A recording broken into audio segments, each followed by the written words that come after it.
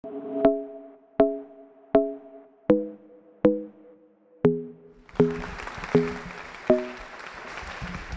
tarde. Quero começar falando aí que eu tô nervoso pra caramba, porque eu sou talvez um dos mais novos aqui e certamente o mais novo a falar aqui. E eu não estou acostumado a falar com o público com esse perfil assim, porque sempre fui de quebrada, eu sou quebrada e não estou acostumado com isso daqui. Então eu estou nervoso, eu estou tremendo, mas eu vou contar uma história aí que eu acho que causou impacto. E numa palestra que eu fui aí na empolgação de um estudante de jornalismo que eu sou, eu ouvi uma história bem legal que a gente tem a intenção de mudar o mundo, mas a gente não vai conseguir mudar o mundo, a gente vai conseguir mudar o mundo de várias pessoas. Então, essa cobertura que eu fiz, eu acho que mudou o mundo de uma família, porque é a história do Wilson Alberto Rosa.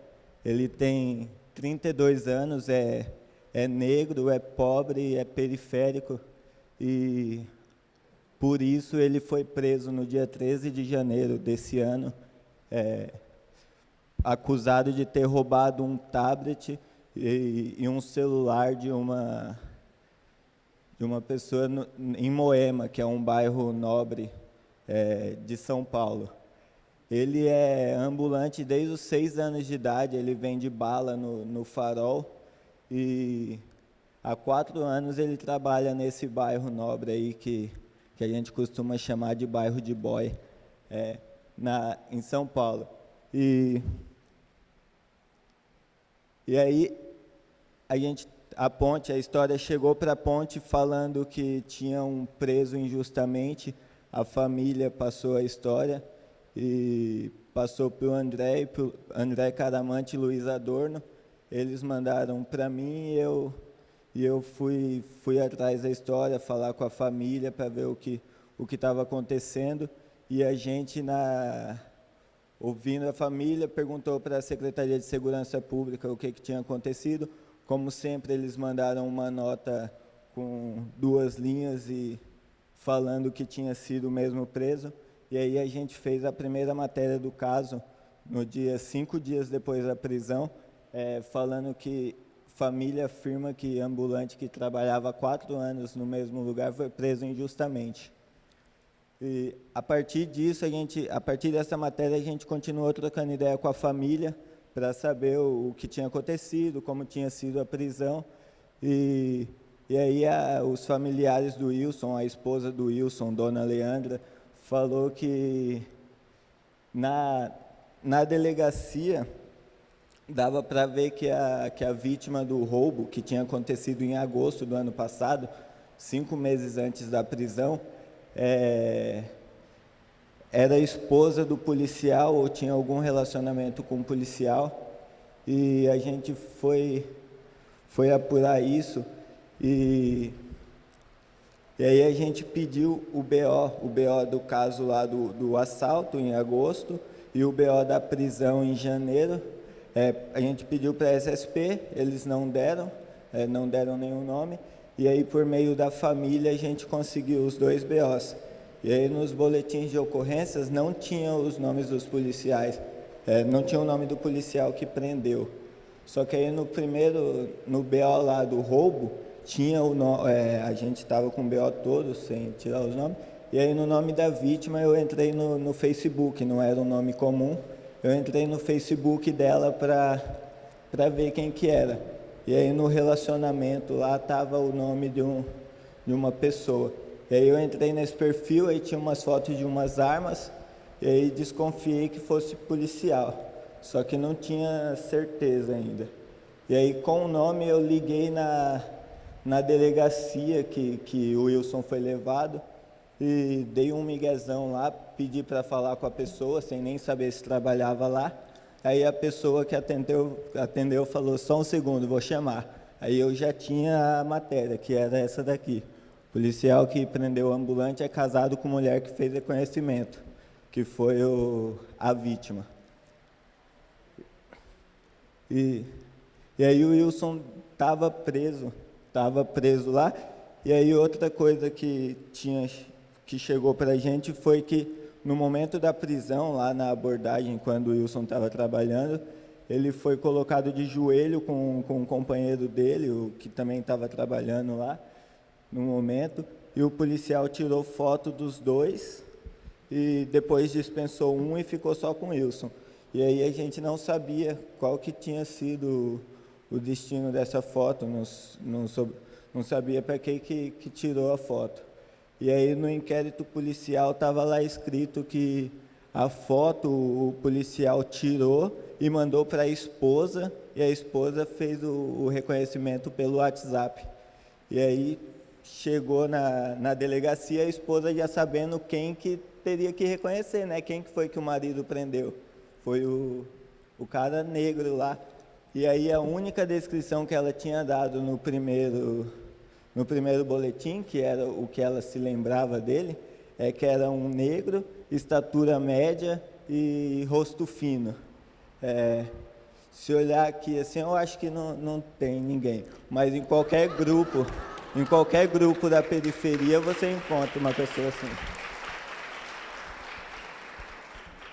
Isso é muito comum encontrar uma pessoa de estatura média, rosto fino e negro na periferia. E ainda mais trabalhando Veneno Bala em Farol, é quase que todos. E aí a pessoa já chegou para fazer esse reconhecimento sabendo quem era. E na delegacia ainda colocaram ele ao lado de 3 homens brancos. E aí a mulher dele reconheceu e ele ficou preso por 1 mês. Só que desse reconhecimento, quando a gente pegou o inquérito, a gente fez essa matéria aí de que o ambulante foi preso após reconhecimento irregular por WhatsApp. Mesmo com ele preso e com essas 2 matérias que a gente já fez aí da irregularidade, a gente continuou acompanhando o caso, acompanhando as manifestações que a família fazia. E aí outra coisa que tinha notado no inquérito é que os policiais falaram que foram lá na quebrada dele, na rua dele, chegou lá, perguntaram do Wilson, Chandelle e Bolatelli, que eram os apelidos dele, e os policiais disseram que ninguém conhecia. 2 dias depois eu fui na mesma quebrada, perguntei do mesmo Wilson, do mesmo Chandelle, e todo mundo conhecia, até apontaram onde era a casa dele. Eu fui na casa dele, troquei ideia no bar, todo mundo conhecia, falava que ele era trabalhador.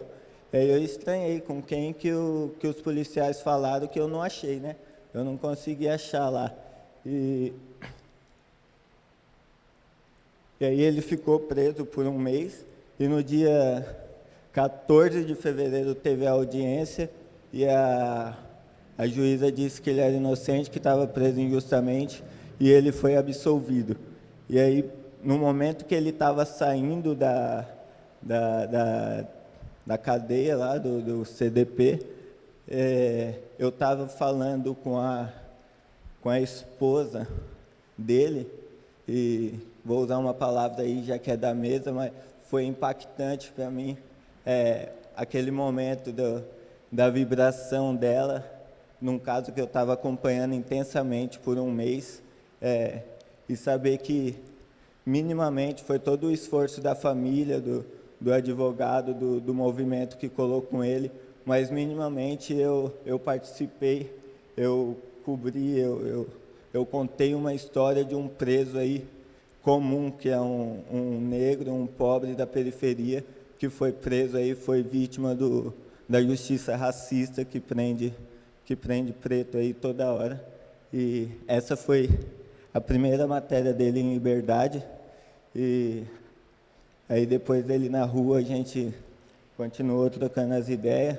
Aí eu fui com o Daniel Arroio, que é fotógrafo da Ponte, no local, no escritório dele, que é o Farol. A gente acompanhou algumas horas do trabalho dele lá, da simpatia dele, ele dançando, ele vendendo, todo mundo falando com ele, alegre pra caramba.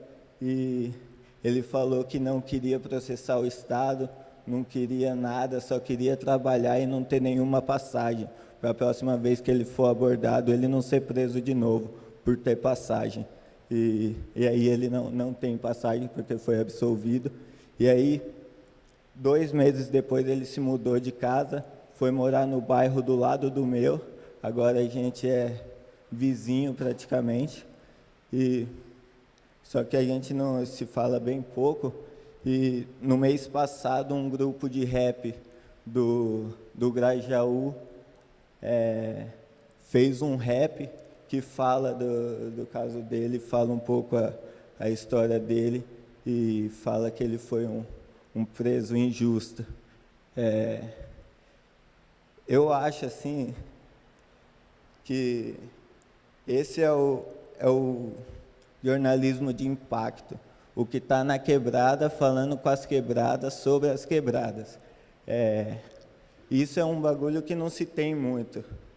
Não se vê a grande imprensa fazendo isso, colando na quebrada, contando as histórias da perspectiva da quebrada, e a gente também vê pouca mídia independente fazendo isso. A gente vê muita gente aí falando das quebradas, mas das regiões centrais, dos bairros nobres.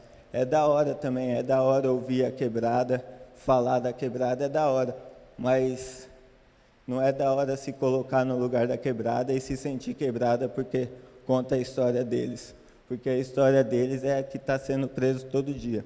E eu vou finalizar, só que eu quero, desculpa, eu quero falar uma letra do Facção Central, que é um grupo de rap de São Paulo, só um pedacinho, porque o que eles fazem no rap é o que eu quero fazer com jornalismo.